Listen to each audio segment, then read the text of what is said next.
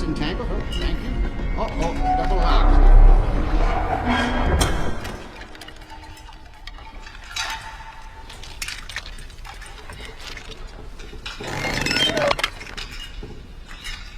You are just like me, my friend.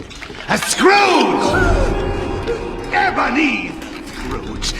North Pole, Santa Claus, this train. It's all a bunch of humbug!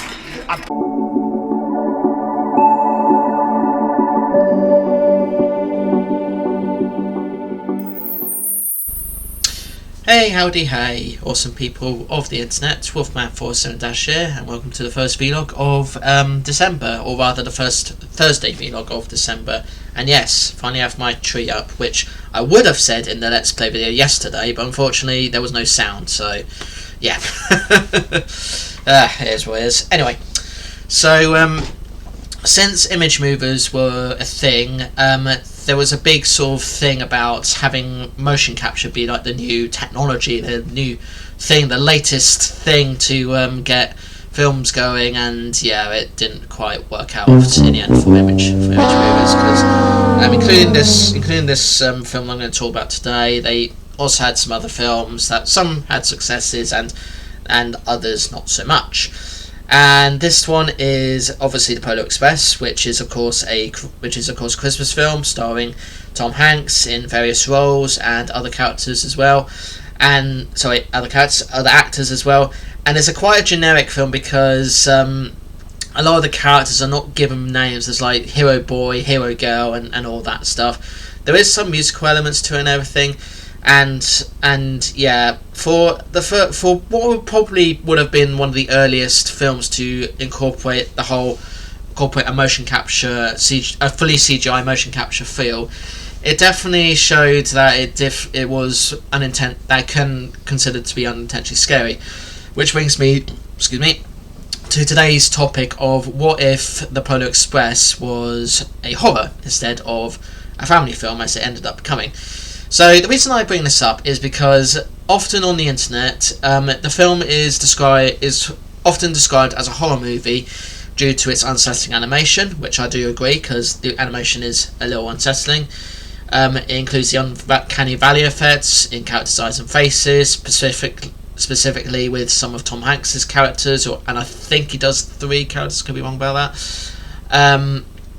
As well as creepy elements like a ghost on the train's roof and a room full of marionettes. Yeah, if you wanted, I think most of these mocap films, especially the image movers ones, if you really wanted to make them a horror, I think you could probably get away with making them into horrors instead of instead of attempting to make them the quote unquote family friendly films that they ended up becoming.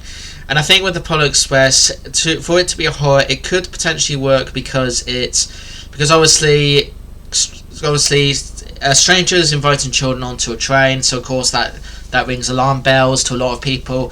The stranger then sort of tempts them with hot cocoa and sort of helping others, which again can ring alarm bells.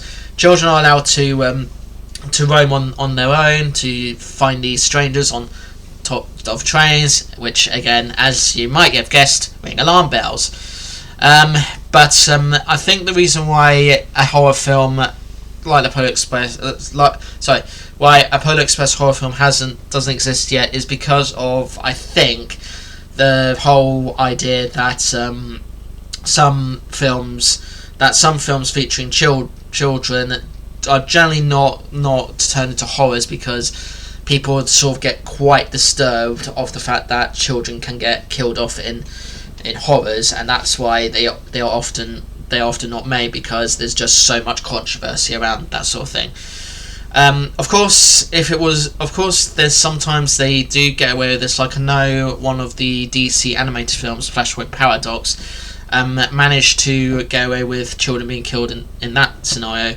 However, but I think that one is fine because it's not shown on screen, but you do see the corpse of the child, which is unfortunate. But yeah, Polar Express could definitely work as a horror, because it's it was made to look like a CGI thing, and I know the book was just really a picture book, didn't really have much story to it or whatever, as far as I know. But yeah, I think it could work as a horror.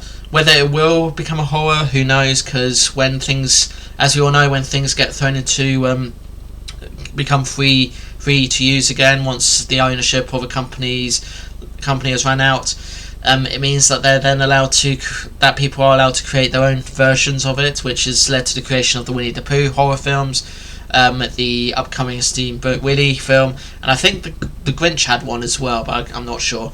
But yeah, Polar Express could definitely work as a horror if they decided to embrace that sort of thing, knowing full well that it was Uncanny Valley, it was already unintentionally scary and all that.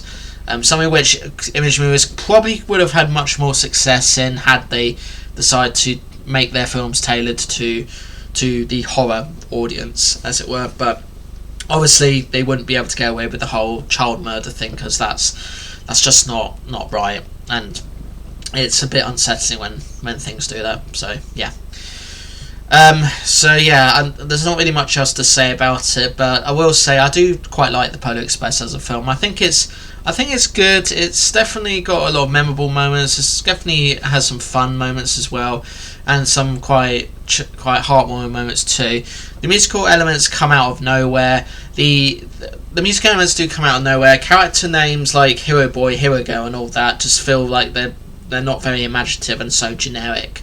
But Tom Hanks is obviously the best part, because he, as we all know, Tom Hanks is one of the biggest actors in the world. He's had lots of awards, and he knows how to put on a good performance, whether it's dramatic, over the top, and all that stuff. He really knows how to do it, and as demonstrated by the amount of awards he's received over the years. So yeah, and Polar Express is definitely a cherished favourite for families over the Christmas period, despite the fact that it does have has the effect of providing some scares, some unintentional scares. So yeah, but yeah, that's what I've got to say about what if the Polar Express was a horror.